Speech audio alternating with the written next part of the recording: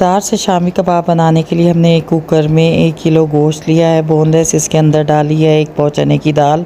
मज़ीद डालेंगे 1 प्याज, कुछ लहसुन के जवे, साबुत मिर्चें 10-15, सफ़ेद ज़ीरा 1 चम्मच, लौंग 4 लौंग, 10 काली मिर्चें और दालचीनी के 2 टुकड़े, 1 चम्मच नमक।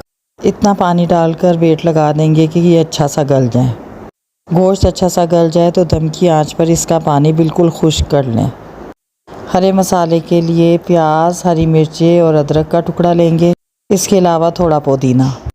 गोश्त और हरे मसाले को चॉपर में चॉप कर लेंगे।